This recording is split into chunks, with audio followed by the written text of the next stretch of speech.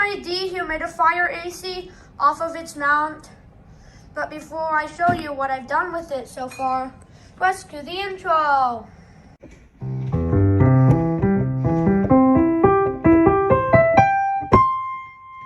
So this is part 2 of my dehumidifier AC. We got the top off and the condenser and evaporator already out, but I'm going to use my new deep socket set to get the compressor out.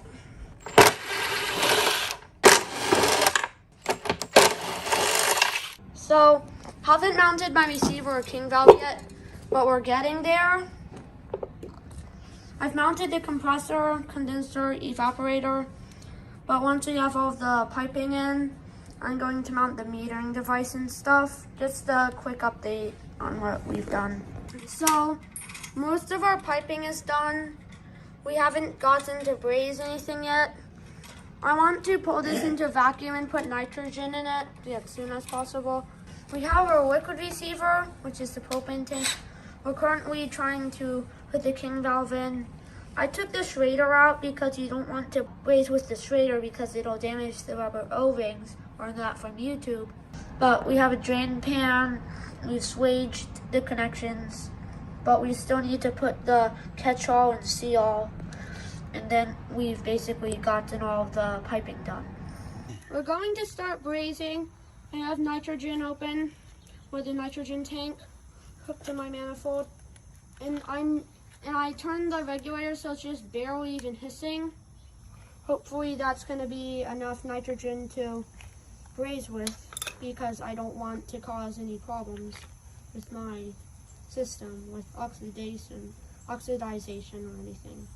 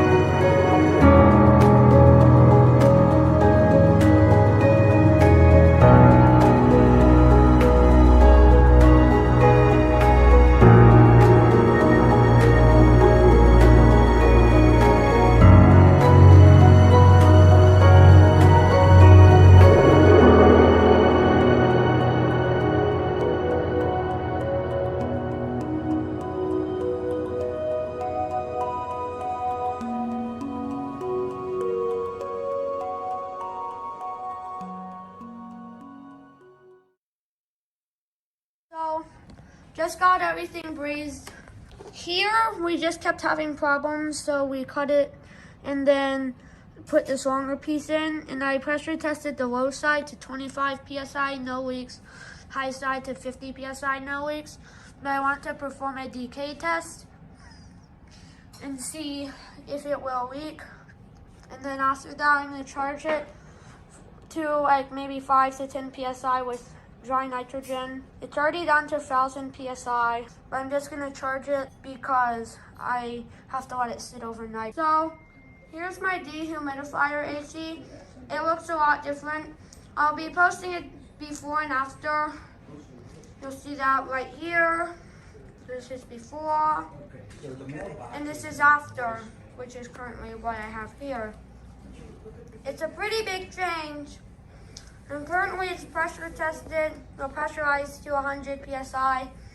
I think my hoses are limiting how much of a vacuum I can pull, but I got to around 1,300 microns the first time. Forgot to purge my hoses when I was filling it with nitrogen, so I had to re-vacuum it. And now, here's what it is. I did purge my hose, but I only got down to 1,600, and I did not let it sit for a long time. But I did do a decay test and it passed, but I'll still need to pressure test it like to 300 PSI and 150 PSI, which is our 134 test pressures. I decided not to take a chance of going any lower.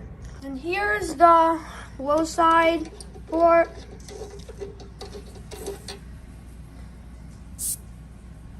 I'm not sure if you heard, but there's pressure in it. And this is the high side king valve. I don't want to open it because it'll cause all of my nitrogen to spray out because there's no strainer. And there's actually the plunger that goes up and down. But we got the Sporlin catch-all and Sporlin see-all brazed in. They both look pretty nice.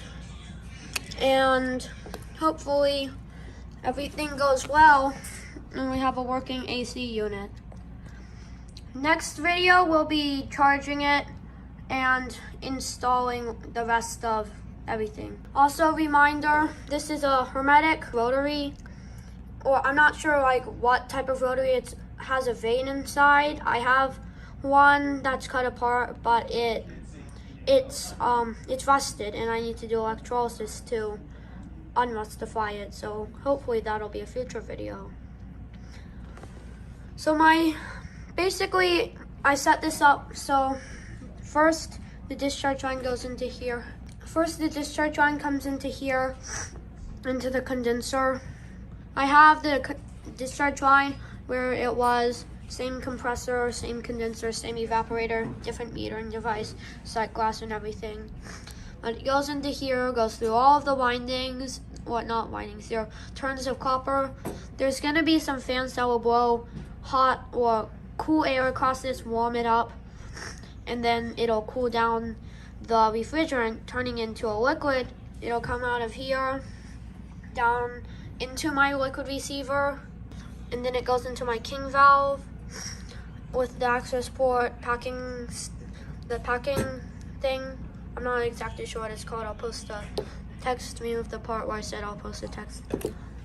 And then it comes out of the king valve, out here into my Sporlin catch-all. Make sure they're facing the correct direction, because if it's facing the wrong direction, you'll have problems.